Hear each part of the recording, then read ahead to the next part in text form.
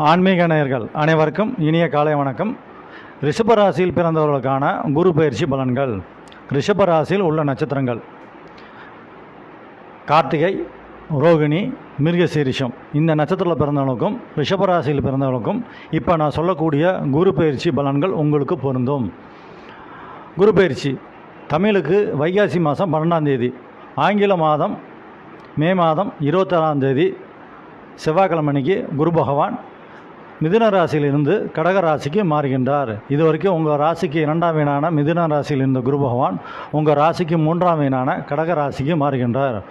பொதுவாக கோச்சார ரீதியாக குரு பகவான் உங்களுக்கு நன்மை செய்ய வேண்டுமென்றால் நீங்கள் பிறந்த ஜென்ம ராசி எதுவோ அந்த ராசியிலிருந்து குரு பகவான் 2, 5, 7, 9, 11 இந்த ராசியெல்லாம் கிடக்கும்போது குரு பகவான் கோச்சார ரீதியாக உங்களுக்கு நன்மையை செய்ய கடமைப்பட்டவர் ஆவார்.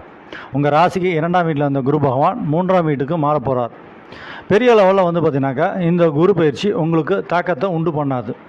அடிப்படையில் நீங்கள் பிறக்கும்போது கிரகங்கள் நல்லபடியாக இருந்துச்சு அப்படின்னாக்கா கோச்சார ரீதியாக குரு பகவான் 3ஆம் வீட்டுக்கு மாறும்போது நன்மையை செய்வார்.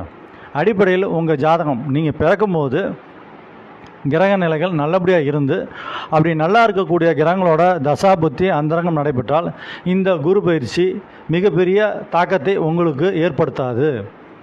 அடிப்படையில் கிரக நிலைகள் நல்லபடியாக இருந்துச்சுனாக்கா இந்த குரு பயிற்சி பார்த்திங்கன்னா நீங்கள் பயப்பட வேண்டிய அவசியம் கிடையாது. 3ஆம் வீடுங்கிறது பார்த்திங்கன்னா கோச்சார ரீதியாக குரு பகவான் மிகப்பெரிய மாற்றத்தை கொடுக்க மாட்டார்.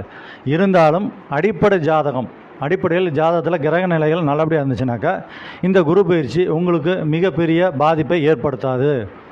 எப்போதுமே அடிப்படையில் நீங்கள் தெரிஞ்சு வச்சுக்க வேண்டிய ஒரு முக்கியமான விஷயம், அடிப்படை ஜாதகம் கிரக நிலைகள் நல்லபடியாக இருக்கிறது ரொம்ப ரொம்ப முக்கியம். கோச்சார பலன்கள் என்பது வெறும் 25% தான். அடிப்படை ஜாதகம் தான் 75% உங்களுக்கு உதவும். நன்றி.